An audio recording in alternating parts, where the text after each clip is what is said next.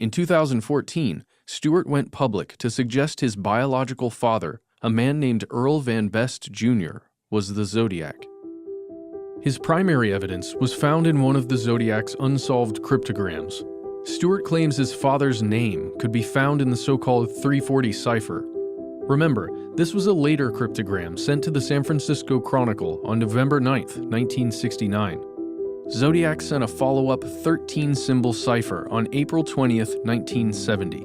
Unlike the first ciphers, these were never officially decrypted. My father's name is in that cipher. He said, my name is, and then he put 13 symbols. Those 13 letters are EARLVANBESTJR. That was Gary Stewart speaking on a talk show in 2014.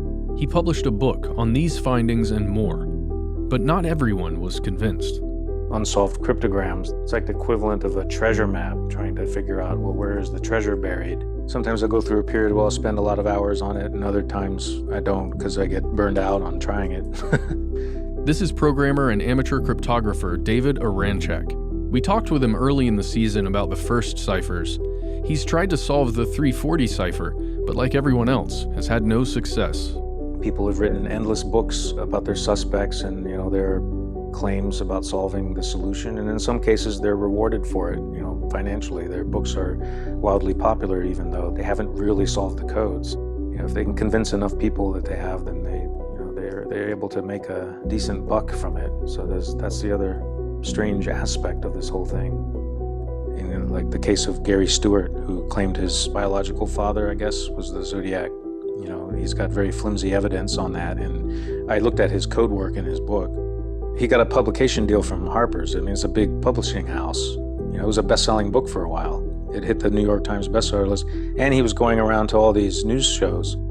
They would bring him on and say, Zodiac case is solved. Here's the guy who solved it.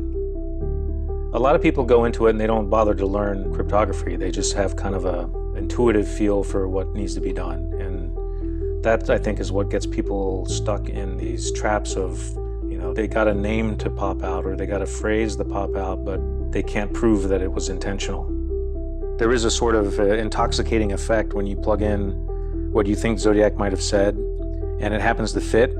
So you come up with this long phrase, but invariably the message turns into gibberish for the rest of the message. It's easy to get caught up in that first feeling of, wow, it's working, it's fitting, this message is coming out. But that's just because the ciphertext gives you enough room to make an early mistake. And it looks right at the beginning, but then later on it just turns into nonsense. I often compare it to, seeing faces in clouds. Well, a lot of times you'll see something that seems to be there, but it's not really there. It's just making your brain think that there's a pattern there, but it's actually happening because of just random chance. And that's a frequent mistake that people make when they look at the ciphers. So that's the kind of trap that they're in. They're kind of stuck in this place where they can't prove beyond a reasonable doubt that the message is real. Somebody will go through a procedure that generates a name, and so that'll be their solution. But if you repeat the process, you can make the same process generate other names, but they ignore that. Some of them are just so fixated on their suspect that they get locked into a particular way of solving it. What it's resulted in is, a lot of people are so severely misinformed on the case. They think that it's already been solved.